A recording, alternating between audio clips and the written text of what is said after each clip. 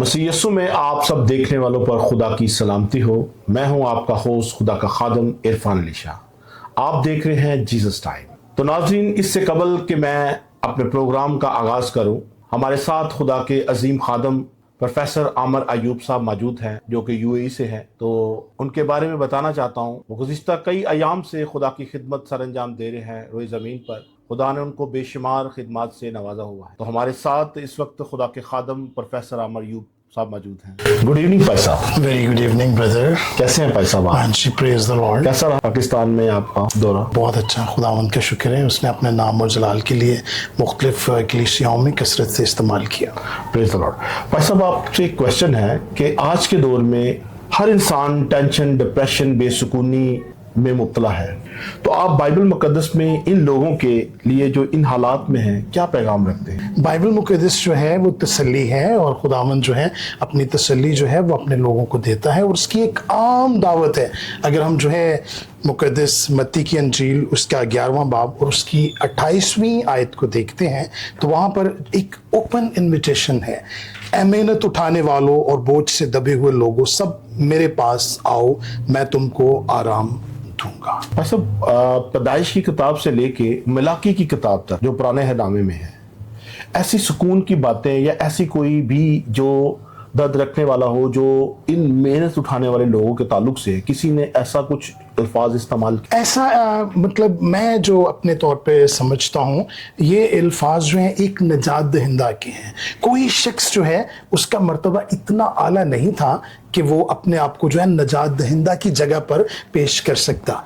अगर हम जो है पुराने अहदनामे में देखते हैं, गिनती की किताब उसका 11वां बाब और उसकी 11वीं आयत में जो है मुकद्दस मूसा, जो एक बहुत बड़ा जो है वो अव्वलुल अज़म जलीलुल कदर जो है पैगंबर शुमार किया जाता है, और मूसवी शरीयत में जो है यहूदी लोग जो हैं उसे एक आला नबी समझते हैं, और वो खुदावंद के साथ जो है वो हम कलाम होते हुए कहता है कि क्या ये कौम मेरे पेट से निकली है जो मैं इसको अपने सर पे उठाए लिए फिरूं, मैं इसका बोझ नहीं उठा सकता। यानी कि पुराने अहदनामे में किसी भी नबी, पैगंबर या बादशाह के मुंह से ऐसे अल्फाज नहीं निकले कि जो अपने कौम के लिए इतना दर्द रखता हूं। बिल्कुल। अगर हम जो है एक और मिसाल देखते हैं, हजरत दाऊद जो है वो एक बहुत बड़ा बादशाह भी है और एक बहुत बड़ा नबी भी।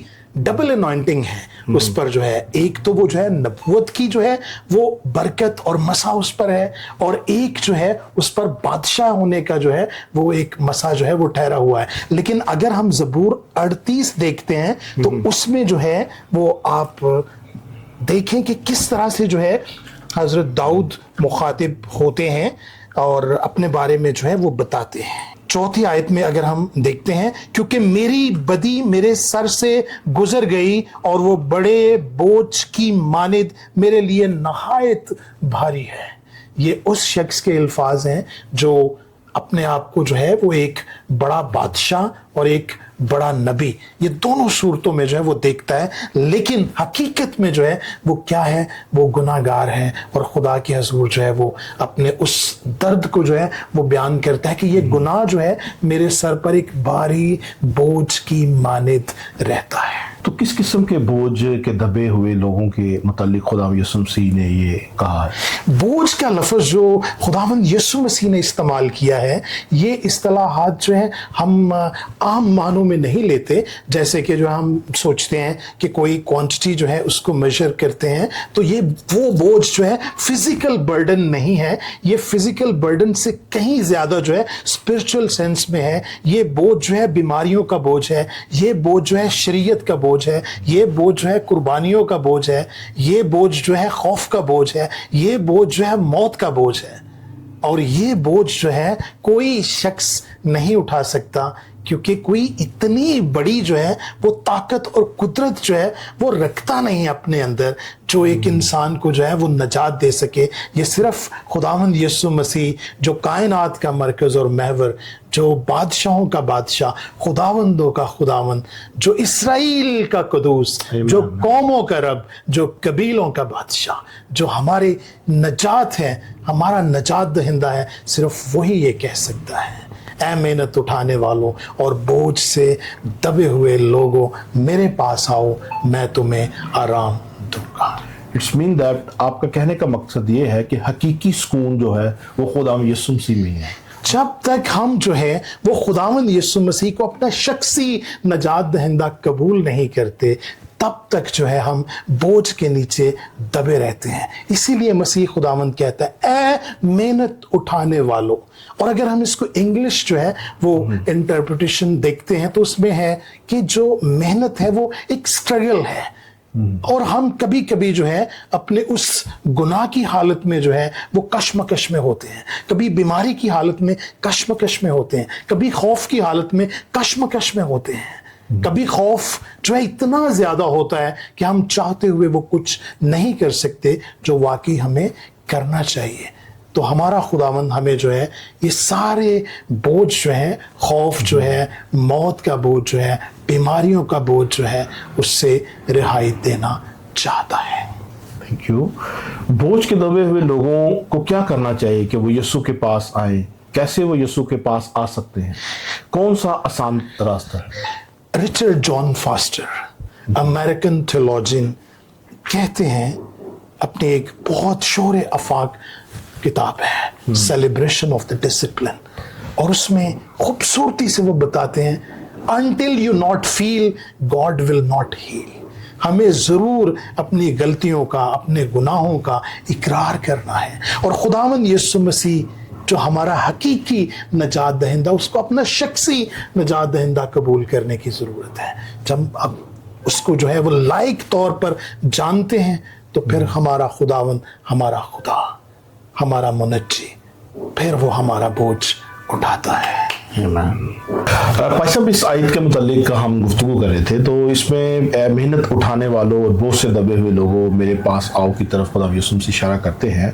तो इस आयत में मेरे पास आओ से क्या मुराद है? क्या ये जिस्मानी है या रूहानी है? क्या ये मुकम्मल दुआ है या पूरी जिंदगी के मुतालिक खुदा यीशु मसीह लोगों को मतलब के बताना चाह रहे हैं? मेरे पास आओ, उसकी कुर्बत जो है उसको पाने की तरफ एक खास इशारा है। ओके। और अगर हम इसी आयत को जो है थोड़ा सा और आगे जो है वो देख लें तो हमें और ज्यादा जो है बेहतर तौर पर सीखने के लिए जो है वो मिल जाएगा। मेरा जुआ अपने ऊपर उठा लो और मुझसे सीखो, क्योंकि मैं हलीम हूं और दिल का फरोतन, तो तुम्हारी जानें आराम पाएंगी।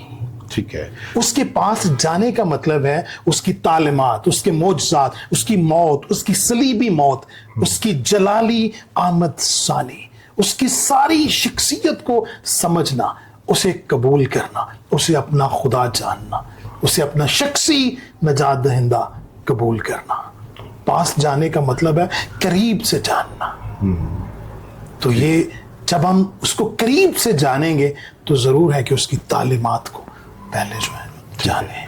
आपने एक वर्ड यूज किया है, मतलब बाइबल मुकद्दस में से लिखा है कि मेरा जुआ। जुए से क्या मुराद है? कभी कभी जो है हम अपने तौर पर जो है वो कोई भी काम जो है वो करना चाहते हैं। जी जी। तो जुआ है फ्रेमवर्क। ओके। और जब हम अपनी सोच से करना चाहते हैं तो शायद वो नहीं कर पाते हैं।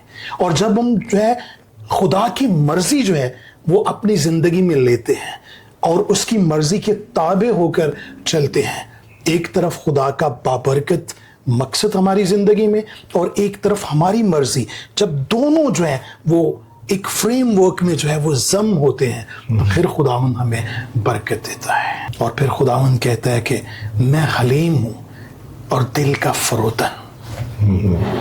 और जब हम उसके करीब जाएंगे तो हम उसके मिजाज को भी समझेंगे। ठीक है।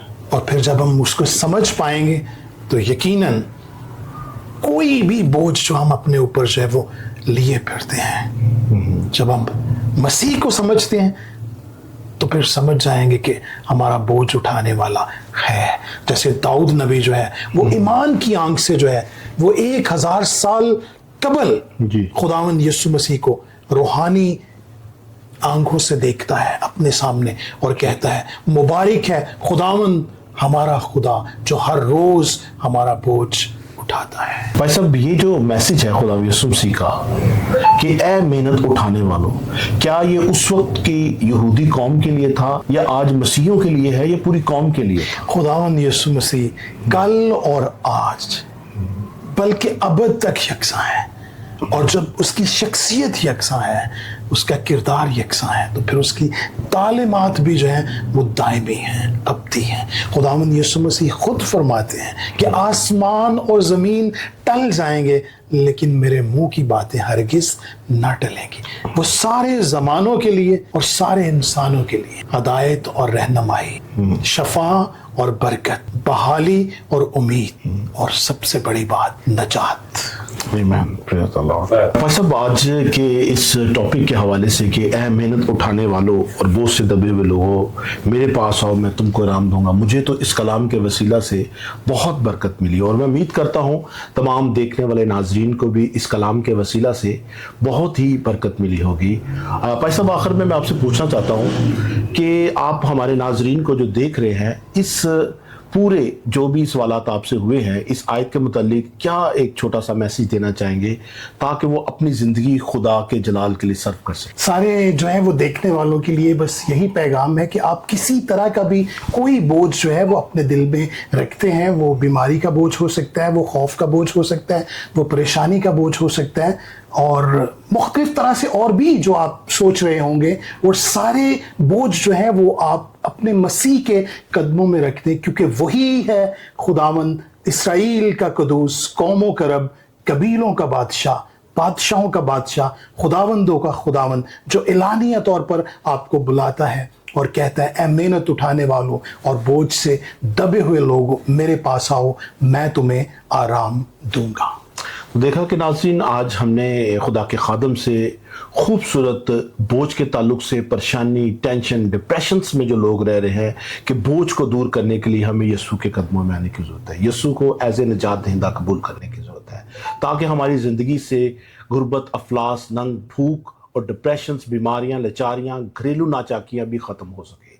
تو آپ اس چینل کے حوالے سے جو ہم نے پروگرام آپ کے ساتھ کرنے کی کوشش کی ہے تاکہ ناظرین اس کلام کے وسیلہ سے برکت پا سکے، آپ سمجھتے ہیں کہ اس طرح کے پروگرام اگر آپ مزید دیکھنا چاہتے ہیں تو آپ کمنٹس کے ذریعے ہمیں بتائیں تاکہ ہم اس طرح کے مزید اور پروگرام کو جو ہے نشر کر سکیں، تاکہ لوگ جو ہے روحانی طور پر، جسمانی طور پر گرو کر سکے اور مسیح کا نام جلال پا سکے.